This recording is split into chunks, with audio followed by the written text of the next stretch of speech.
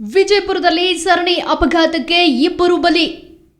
ನಿಯಂತ್ರಣ ತಪ್ಪಿ ವಾಹನಗಳಿಗೆ ಗುದ್ದಿದ ಲಾರಿ, ಸ್ಥಳದಲ್ಲೇ ಛಿದ್ರಗೊಂಡು ಮೃತಪಟ್ಟ ಅಮಾಯಕ ಯುವಕರು. ಅಪಘಾತದ ಬಳಿಕ ಲಾರಿ ಚಾಲಕ ಪರಾರಿ. ವಿಜಯಪುರ ನಗರದ ಸೋಲಾಪುರ ರಾಷ್ಟ್ರೀಯ ಹೆದ್ದಾರಿ ಮೇಲಿರುವ ಅನಿಲ್ ಚಾಯ್ ಬಳಿಯ ಭೂತನಾಥ್ ಪೆಟ್ರೋಲ್ ಬಂಕ್ ಎದುರು ಬುಧವಾರ ಈ ಭೀಕರ ರಸ್ತೆ ಅಪಘಾತ ಸಂಭವಿಸಿದೆ. ವೇಗವಾಗಿ ಬಂದ ಲಾರಿ ಚಾಲಕ ನಿಯಂತ್ರಣ ಕಳೆದುಕೊಂಡು ಮೊದಲು ಬೈಕ್ಗೆ ಡಿಕ್ಕಿ ಹೊಡೆದಿದ್ದಾನೆ. ಬಳಿಕ ಬೊಲೆರೋ ಮತ್ತೊಂದು ಲಾರಿ ಹಾಗೂ ಟ್ರ್ಯಾಕ್ಟರ್ ಟ್ರಾಲಿಗೆ ಡಿಕ್ಕಿ ಹೊಡೆದು ಕೊನೆಗೆ ರಸ್ತೆ ಬದಿಯ ಅಂಗಡಿಗೆ ನುಗ್ಗಿದೆ.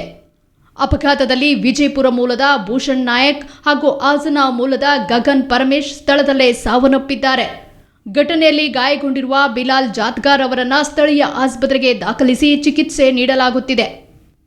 ಇನ್ನು ಅಪಘಾತದ ರಭಸ ಎಷ್ಟಿತ್ತೆಂದರೆ ಮೃತದೇಹಗಳು ಛಿದ್ರಗೊಂಡಿದ್ವು.